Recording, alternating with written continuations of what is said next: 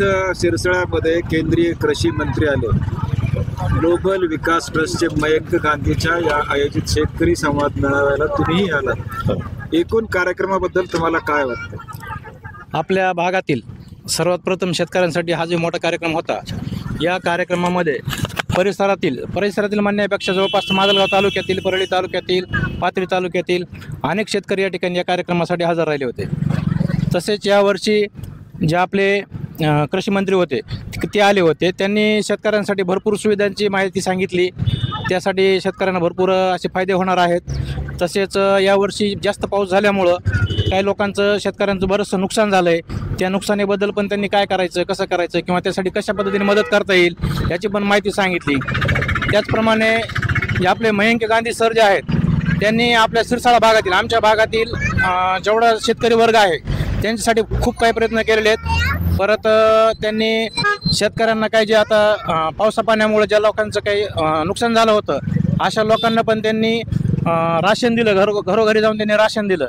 जवळपास एका शेतकऱ्याला 10-10, 20-20 हजार रुपये त्यांनी राशन पोच केलं आहे. त्याशिवाय त्यांनी परिसरातील शेतकरी जे आहेत त्यांच्यासाठी वृक्ष लागवडीसाठी भरपूर असे अनुदान वगैरे देतात किंवा कमी पैशामध्ये फळझाडं वगैरे लागवडीसाठी प्रोत्साहन करतात. असे भरपूर त्यांचे प्रयोग आहेत. आणि आज एवढा समाज महाराष्ट्रात जे आला, ह्या कार्यक्रमासाठी जे आला, पूर्ण शेतकरी सगळा समाज होता. आणि सर्वांची आज कामं चालू असताना सगळे लोक या ठिकाणी हजर राहिले. एवढ्या लोकांची चहा, नाश्ते, जेवणाची व्यवस्था या ठिकाणी चांगल्या प्रकारे केली. तुम्ही सांगा आता की कार्यक्रम कसा वाटला. त्यानंतर दुसरा प्रश्न असतो तुम्हाला, किंवा जे शेतकऱ्याचं उत्पन्न वाढावं म्हणून त्यांनी जे सांगितलं की फळबाग लावा, हे लावा, तेव्हा लावा. दादा, शेतकऱ्यांचं उत्पादन वाढावं त्याच्यासाठी मयंक गांधीने जे तुम्हाला पर्याय सांगितले त्याचा तुम्ही उपयोग करणार का? आणि आजचा जो कृषी मेळावा झाला, संवाद मेळावा झाला, तो कसा वाटला? चांगला वाटला साहेब. समजी सुविधा झालेली, चांगले उत्पन्न वाढवा म्हणून सांगितले. काय लावणार? आम्ही काही बी फळ वगैरे, काही भाजीपाला, ऊस, हे नुकसान झाले का आता? हे भरपूर नुकसान झाले साहेब. भरपूर शेती वाहून गेले, कापसा वाहून गेले, सोयाबीन वाहून. जीवीटीने मदत केली काही?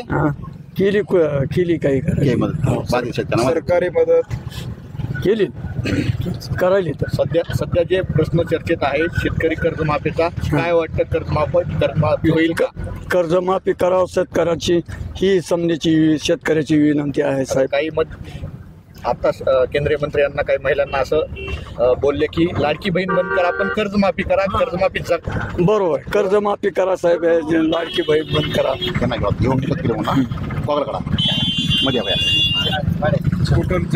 युवक शेतकरी म्हणून आजच्या संवाद मेळाव्याला उपस्थित होतात. एकंदर देशाचे कृषी मंत्री उपस्थित होते आणि त्यांनी जी शेतकऱ्याबद्दल भावना व्यक्त केली, जी काही शेतकऱ्यांना माहिती दिली, त्याबद्दल काय सांगा?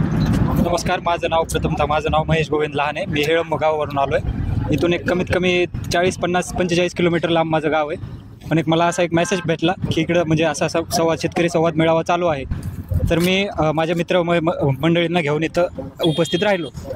तर एक सध्याचा जे काळ आहे, आमचे आजोबा पंजोबा म्हणजे पूर्ण आमचं खानदान शेतीमध्येच आहे. तर मला असं वाटतं की आपली जी पारंपरिक शेती होती त्याने काही आपल्याला फायदा भेटलेला नाही आहे कसलाच. सध्याची परिस्थिती बघायला गेली तर आपण जेवढं शेतीमध्ये आपण खर्च टाकला आहे तेवढा सुद्धा निघणं मुश्किल आहे. तर मयंक गांधी सरांनी आपल्याला या नुकसानामध्ये बऱ्यापैकी फुलाची पाकळी पण मदत नक्कीच केली. त्यांनी सांगितलं की पारंपरिक शेतीने काही होणार नाही, उत्पादन वाढणार नाही, त्यासाठी आपल्याला फळबाग लागवड करायला लागेल, नवीन पद्धतीचा वापर करावा लागेल. काय सांगाल? एक युवक शेतकरी म्हणून मी असं समजून आलंय मला यांच्या कार्यक्रमामधून. थोडे मुद्दे ऐकले मी की बाबा खरंच आपल्याला हे जे आपण पारंपरिक शेती करतोय त्याच्यापेक्षा नवीन काहीतरी म्हणून आपण मयंक गांधी सरांनी सांगितलेला सल्ला ऐकून फळबागेकडे जर शेतकऱ्यांनी ओढ घेतली तर नक्कीच शेतकऱ्यांचा सोन्याचे दिवस यायला वेळ लागणार नाही. कर्जमाफीबद्दल काय सांगा?